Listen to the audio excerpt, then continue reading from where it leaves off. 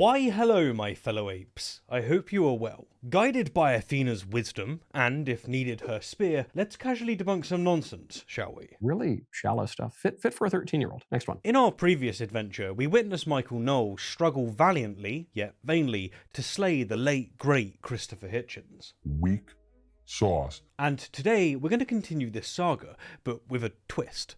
This time, Michael teams up with a random audience member to lay the smackdown on Christopher. And once the legend is down for the count, we're treated to perhaps the most sophisticated Uberphilosophizing Michael has ever achieved. La la la, religion bad. Indeed, it's a doozy. I can't wait for you to bask in Michael's intellectual prowess. He's so clever, so sweaty, so American. He was so drunken and sweaty and British. Before that, however, let's hear from Michael's tag team comrade. Some of your most strongly stated arguments are that violence, death, destruction, the motivation being religion, discredit those who would promote a belief in God. However, I think there's an imbalance there in that the nuclear bomb was created by physicists and is the most demonstrable violence perpetrated on mankind. So I wonder how you respond to that. Well, physics isn't an ideology. Physics isn't a belief system. Oh, now I hate to interrupt, not really, but look at Michael grinning at the idea of someone saying that physics isn't a belief system. Well, physics isn't an ideology. Physics isn't a belief system. Damn, it's as though Hitchens has stood on a rookie trap and Michael is ready to collect his prey. It's a big smile, we've got to give him that, but we'll see if he can justify it a little later on. Well, physics isn't an ideology. Physics isn't a belief system. It's a science. Well, I think that would be subjective. I mean, you could, any more than the Marie Curie discovering radium makes her practice morally different. Ah, Hitchens. Come on, bro. Everyone knows that radium is an ideology. Of course it is. Physics is an ideology, bombs are an ideology, even Marie Curie is an ideology. I now understand Michael's shit-eating grin. He is going to torch you to the ground, man. I mean, it's not comparing like with like. What I'm talking about are specific religious injunctions to do evil. Sorry, peeps, I've got to interrupt you again, because seldom do we see such a scorching reaction. Holy hell, look at the eye roll from Michael. With a reaction this fierce, we can rest assured that he is going to crush Hitchens into the dust. I am telling you now, you are absolutely in for a treat. What I'm talking about are specific religious injunctions to do evil. To mutilate the genitalia of children, for example. To take the pastor, Douglas Wilson, who Dr. Craig was just mentioning, with whom I crossed swords several times this year, recently in Dallas. I happened to be mentioning to him about the commandment to exterminate the Amalekites in one of our debates, and he said that commandment is still valid. If there were any Amalekites, it would be his job to make sure that they were all put to the sword. And some of the virgins left over for slavery, purposes better imagined perhaps than described. I think this is a very serious problem. I'm not taking refuge in the commonplace that sometimes religious people behave badly, that would discredit religion. That would be a very soft option. I'm saying there are specific biblical scriptural injunctions to do evil. Right then, succinct and damning as always, Christopher has highlighted a colossal theological inconvenience. The Bible is chock full with barbaric, divinely ordained commands and atrocities. The God of these pages is a bit of a knob. From endorsing slavery, to ordering those made in his image to mutilate their genitals, to exterminating entire tribes, including the women and little boys, but keeping alive the little girls for themselves. Indeed, the good book contains plenty of injunctions that are beyond evil. But when it comes to physics, there is no creed, is there? You don't have to pretend that your lab coat turns literally into the foreskin of Osiris, do you? And you certainly don't have to eat it. Put more directly, physics is not an ideology. It's simply the study of matter, its fundamental properties, and the forces that govern its interactions. It is ideologically neutral. Now then, let's see how Michael rebuts this and backs up his snark. When we talk about human action, we're talking about political action, the decision to create a bomb, the decision to drop that bomb, the decision to talk to somebody about dropping the bomb. That would be a political action. It involves society. Sure, weighing up whether to drop a bomb is a political action that will involve society, but note that the bomb itself is not involved in the decision making, and nor is the physics that enabled us to build the bomb in the first place. As Christopher made clear, physics is not an ideology.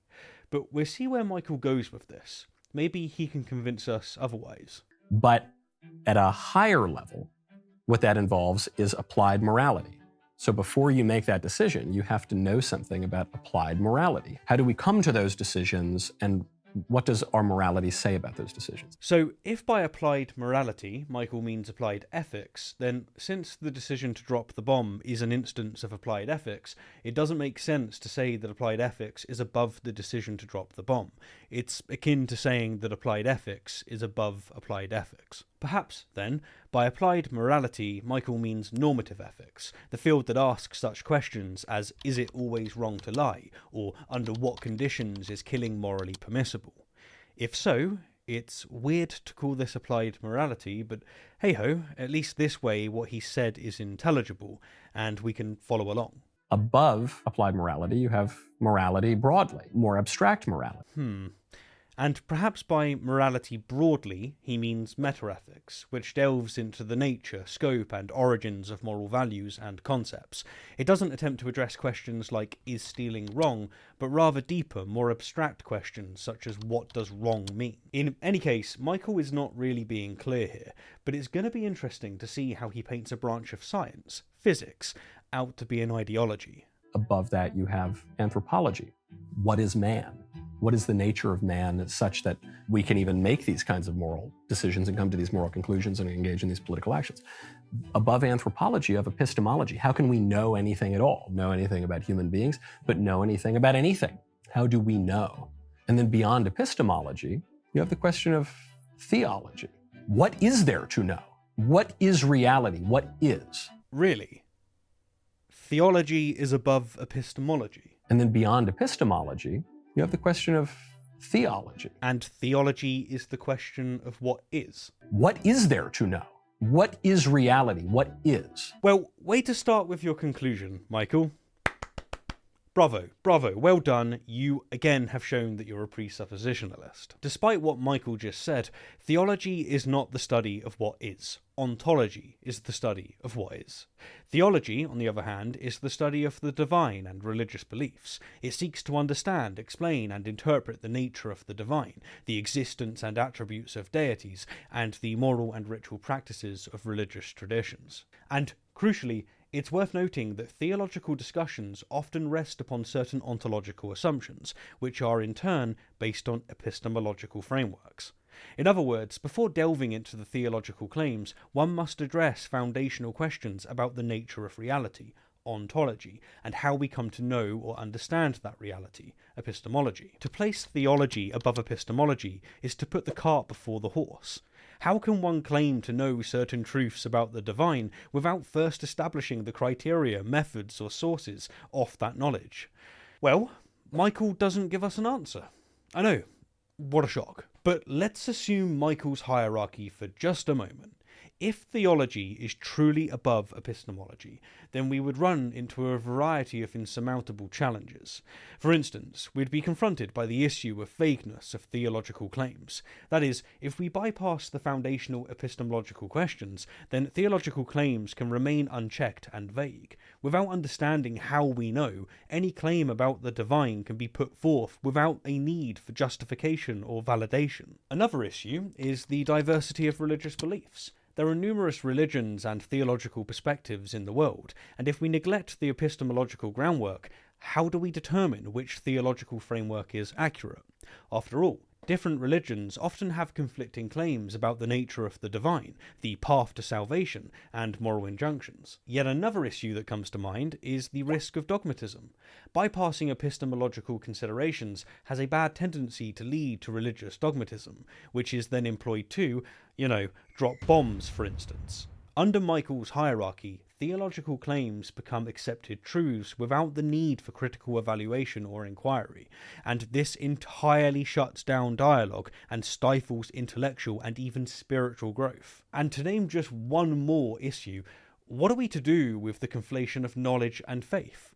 One of the foundational aspects of many religious traditions, including Christianity, is faith, and faith differs from knowledge. Epistemology seeks to differentiate between what we believe, which might be on faith, and what we can say we know, and how we came to know it. Hence, to presume theology before epistemology is to sidestep crucial questions about the nature of knowledge. It's a leap into theological assertions without first laying down the groundwork for how those assertions are known, justified, or validated. In essence, it's weak sauce. Weak sauce. But, for sake of argument, let's see how Michael applies his hierarchy to Christopher's claim of physics not being a belief system. Christopher Hitchens stops at like the first circle, as do all of these people. Well, that's just science. Okay, well, what's behind the science? What are the premises that go into that? They don't want to acknowledge that. Oh, for goodness sake. Christopher doesn't stop at the first circle. He spoke plenty about ethics, anthropology, biology, theology, and let's face it, every other topic too. But he didn't mention these things here because, and as he explicitly stated, they're not relevant. Well, physics isn't an ideology. Physics isn't a belief system. His entire point is that physics isn't an ideology, a belief system, and thus, in and of itself, it isn't concerned with theology, ethics, morality, society, epistemology, or even ontology. It's neutral. And Michael's response in no way addresses this. At all. He's had a lovely rant, used some big words, and has had the Daily Wire team complement his monologue with lovely visuals and music. But make no mistake about it, we are looking at a polished turd.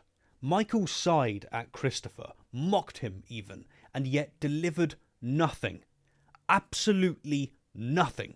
He didn't even address Christopher's objection. Again. Now, you know what I'm going to say, and so why not say it with me? Michael's response is Weak sauce. They say, no, religion is all bad. Religion is a habit of virtue that renders to God what he deserves. That's it. Oh, okay. Well, that's not a definition of religion that I've ever heard of. But well done, I guess, for defining religion as to exclude religions that don't believe in God. Great work. And I must also offer Michael praise for defining religion to be a habit.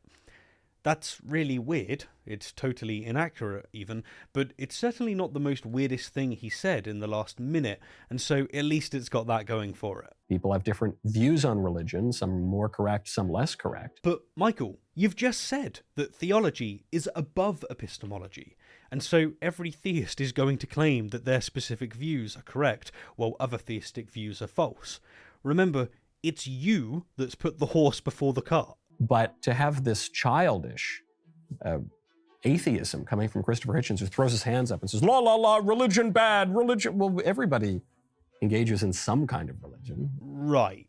So, per the definition of religion that Michael just gave us, everyone engages in some kind of habit of virtue that renders to God what he deserves. For crying out loud, who at the Daily Wire thought that this was worth publishing? Is there just a policy to simply polish and publish anything, no matter how obviously ill-informed and condescendingly cringe the presenters are? Seriously, are there any standards at the Daily Wire at all? Some people just are not conscious of what they're doing, unfortunately, like Hitchens, who speaks very well, but who doesn't have very deep things to say. People are raving about Genucell skincare. Well, I'm raving over how Michael Knowles is so impressively intellectually impotent. It's genuinely, shall we say, Really shallow stuff, fit for a 13-year-old.